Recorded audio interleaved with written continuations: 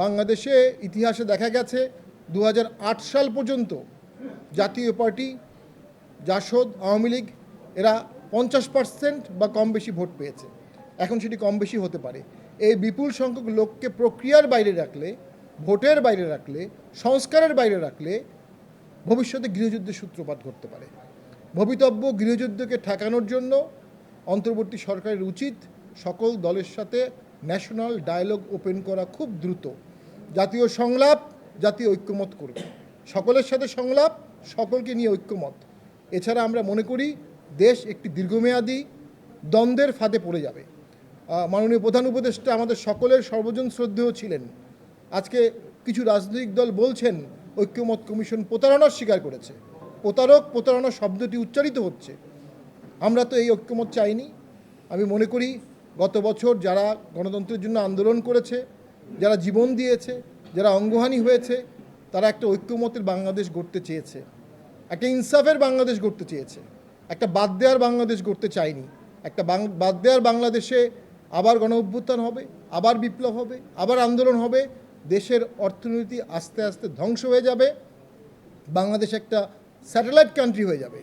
বিভিন্ন জায়গায় বিভিন্ন ধরনের মাৎসন্যায় চলবে, কোনো কেন্দ্রীয় নিয়ন্ত্রণ থাকবে না, কোনো কেন্দ্রীয় সরকার থাকবে না, কেন্দ্রীয় শাসন ব্যবস্থা থাকবে না, যেটার কিছু নিদর্শন আমরা ইতিমধ্যেই দেখছি। দেশের বিভিন্ন জায়গায় বিভিন্ন ধরনের আন্দোলন হচ্ছে, জনদুর্ভোগ বাড়ছে।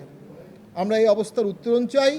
জাতীয় পার্টি খুব দ্রুত দেশের জন্য দফাওয়ারি প্রস্তাব নিয়ে আসবে, যার মাধ্যমে দেশে মুক্তির চেতনা থাকবে, মুক্তির আলো থাকবে, নতুন বাংলাদেশ গড়ার দিক নির্দেশনা থাকবে।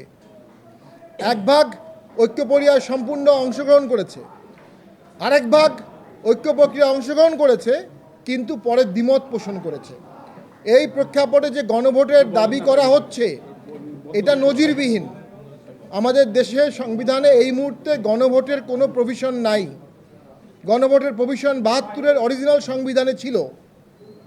সেই সংবিধানের অরিজিনাল যে প্রভিশনটি ছিল সেটিকে যদি আমরা নিয়ে আসি, তাহলে দেখা যায় একটি বিল পাস হবে, একটি বিল ড্রাফট হবে, সেই বিলটি কমিটিতে যাবে, সেই বিলটি কমিটি থেকে সংসদে যাবে, সংসদ থেকে আবার কমিটিতে আসবে, কমিটি থেকে আবার সংসদে যাবে, সেখানে সংশোধনী সহ আলোচনা ভিত্তিতে পাস হবে।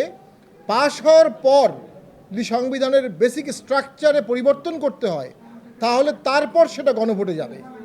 সংসদ পাশের পর গণভোট হবে রাষ্ট্রপতির সম্মতির আগে। বর্তমানে যে গণভোটের দাবিটি উঠেছে সংসদের পাশ করার আগেই, এই দাবিটি বাস্তবায়ন হলে ঐক্যমত কমিশনকে সংসদের স্ট্যাটাস দেওয়া হচ্ছে। ঐক্যমত কমিশন সার্বভৌম না, ইলেক্টেড না, সংসদ না। সংসদকে বাইপাস করে কোনো আইন পাশ করা হলে সে আইনটি সুপ্রিমেসি অফ কনস্টিটিউশন আর্টিকেল 7 অনুযায়ী সংবিধানের সাথে সাংঘর্ষিক হবে। এই প্রেক্ষাপটে আরেকটি অনৈক্যের সূচনা করবে এই গণভোট।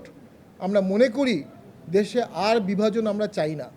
দেশ বাঁচাতে হলে ঐক্যমত সৃষ্টি করতে হবে, সকলকে সাথে নিয়ে দেশ গড়তে হবে। যারা দোষী তাদের বিচার করতে হবে, যারা নির্দোষ তাদেরকে কোনো ট্যাগিং করা যাবে না। স্বৈরাচারের দোসর একটা ন্যাক্কারজনক গালি। আপনি হয় স্বৈরাচার হবেন, না হয় স্বৈরাচার হবেন না। দোসর বলে অনেককে প্রক্রিয়া থেকে বাদ দিয়ে একটা অগণতান্ত্রিক, একটা অযৌক্তিক, একটা স্বৈরাচারী সংস্কার চাপিয়ে দেওয়ার কিছু চেষ্টা করা হচ্ছে। আমরা মনে করি বিপুল সংখ্যক লোককে বাদ দিয়ে এই সংস্কার প্রক্রিয়া সর্বজনীন হবে না।